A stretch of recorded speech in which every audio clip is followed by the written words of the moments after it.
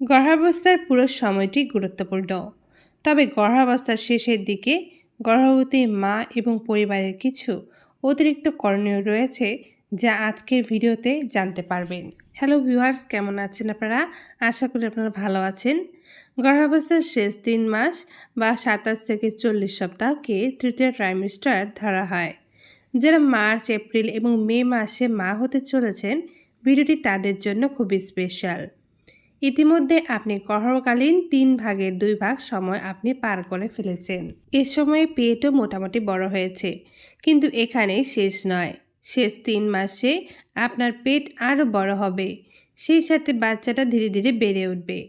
গর্ভাবস্থার শেষ 3 মাসে গর্ভের বাচ্চা ও মায়ের মধ্যে কি কি পরিবর্তন আসে এবং এই সময়ে করণীয় ও বর্জনীয় সম্পর্কে জানতে ভিডিওটি শেষ পর্যন্ত দেখতে ভুলবেন না। ভিডিওটি ভালো লাগলে অবশ্যই একটা লাইক করবেন, আর এখনও যদি এই চ্যানেলের সদস্য না হয়ে থাকেন অবশ্যই চ্যানেলটিকে সাবস্ক্রাইব করে বেল আইকনটি বাজিয়ে রাখুন। তাহলে প্রেগন্যান্সি রিলেটেড যে সকল ভিডিও আপলোড করা হয় সব কিছুর নোটিফিকেশন সবার আগে আপনার কাছে পৌঁছবে। আর যদি ফেসবুক পেজ থেকে ভিডিওটি দেখে থাকছেন অবশ্যই পেজটাকে ফলো করে দেবেন। গর্ভের বাচ্চার প্রথমে যে পরিবর্তন ঘটে সেটি হলো হাড়ের।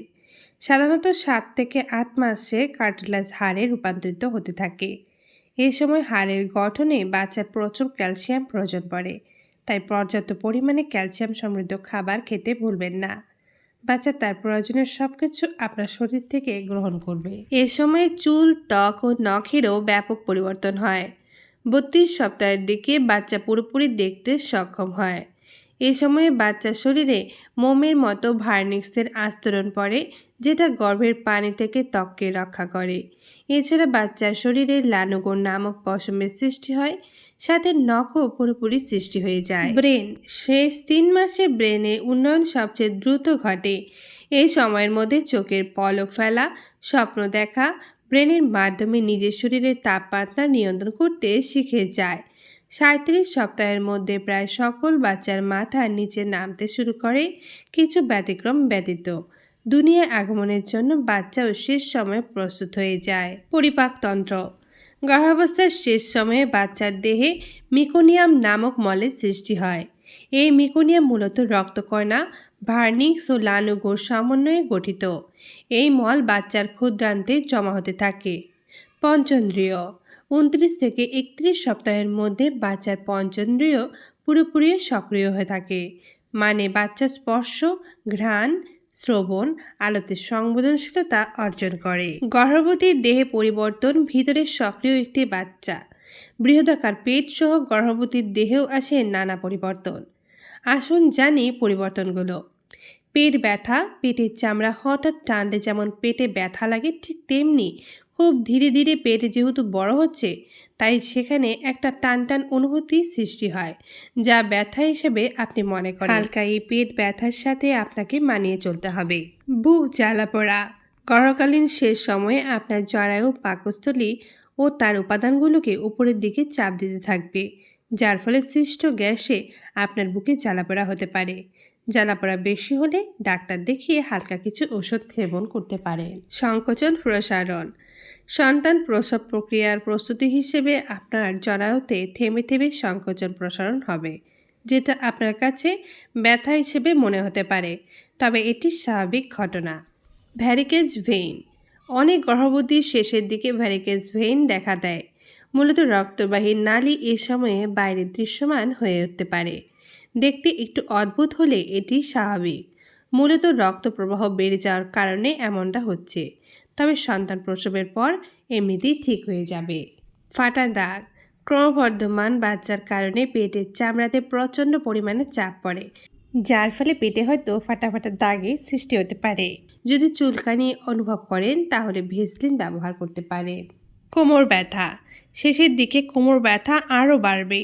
বাচ্চাকে নরমালে প্রসবের জন্য আপনার নিচের অংশের হাড়গুলোর জয়েন্ট ঢিলে হতে পারে, এর ফলে আপনি খুবই তীক্ষ্ণ একটা ব্যথা অনুভব করতে পারেন। অদ্ভুত স্বপ্ন, প্রথমবার গর্ভবতীরা বাচ্চাকে নিয়ে অনেক দুশ্চিন্তায় ভোগেন।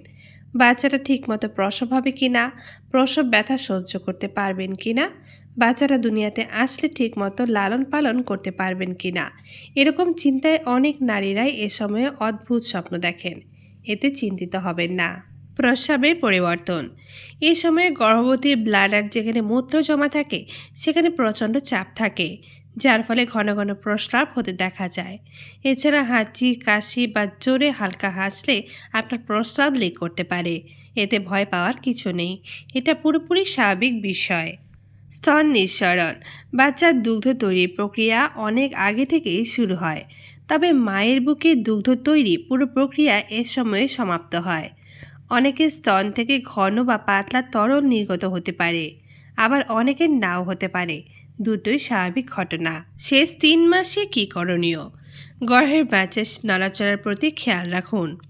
শেষের দিকে পেটের জায়গা কম থাকার কারণে নড়াচড়া বেশি করতে না পারলেও তার গতিবিধি নিয়মিত থাকবেই। নড়াচড়া অনেক কমে গেলে সাথে সাথে ডাক্তারকে জানাতে হবে। নিজের ওজন ঠিকমতো বাড়ছে কিনা সেটা যাচাই করুন। আপনার ওজন ঠিক আছে কিনা জানতে অবশ্যই কমেন্ট করুন। আর অবশ্যই আপনার উচ্চতা, গর্ভধারণের আগের ওজন ও কত সপ্তাহ চলছে সেটা উল্লেখ করতে কিন্তু ভুলবেন না। ডাক্তারবাবু নিষেধ না করে থাকলে ঘরের হালকা কাজকর্মের মাধ্যমে সক্রিয় থাকুন। দৈনিক 20 মিনিট হাঁটার চেষ্টা করুন। শেষ ট্রাইমেস্টারে অন্ততপক্ষে 2 বার ডাক্তারি চেকআপে যাওয়া উচিত। 28তম সপ্তাহে এবং 34তম সপ্তাহে ডাক্তার দেখান। আপনার ও বাচ্চার শারীরিক অবস্থা সম্পর্কে এ সময় আপডেট পাবেন। আর অবশ্যই ডাক্তারকে প্রশ্ন করে সব উত্তর জানবেন। আপনার সন্তান কোথায় জন্ম হবে সে বিষয়ে এখন থেকেই পরিকল্পনা করুন। হাসপাতাল কর্তৃপক্ষের সাথে বিস্তারিত আলোচনা আগে সেরে ফেলুন।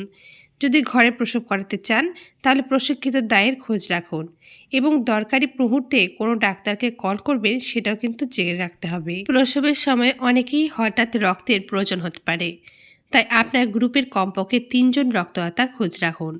সাথে সাথে অর্থনৈতিক বিষয়ে আগে প্রস্তুত থাকুন। খাওয়া দাওয়া আগে থেকে যেমনটা করছিলেন তেমনটাই চালিয়ে যান। খাওয়ার অরুচি থাকলে ডাক্তারের পরামর্শ নিন। সাধারণত 40 সপ্তাহে একটি গর্ভকাল পূর্ণ হয়, কিন্তু 37 সপ্তাহ পর যে কোনো সময় আপনার প্রসব হতে পারে। সেই অনুযায়ী কিন্তু মানসিক প্রস্তুতি রাখুন। শেষ 3 মাসে বর্জনীয়। ভারী যে কোনো কাজ বা ব্যায়াম এড়িয়ে চলুন। অ্যালকোহল, অতিরিক্ত চা, কফি, সিগারেট থেকে দূরে থাকুন। আপনার পরিবারে কেউ সিগারেট পানে অভ্যস্ত থাকলে তার মুখের গন্ধ থেকে দূরত্ব বজায় রাখুন।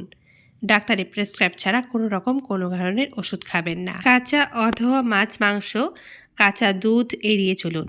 দূরপাল্লার ভ্রমণ করতে যাবেন না।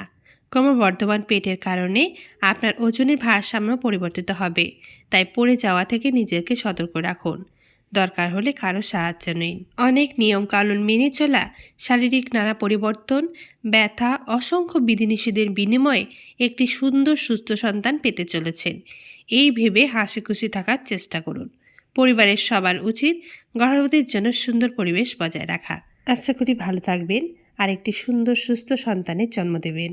তাহলে আজকের ভিডিওটি এই পর্যন্তই থাকলো। কেমন লাগলো ভিডিওটি অবশ্যই কমেন্টে জানাবেন।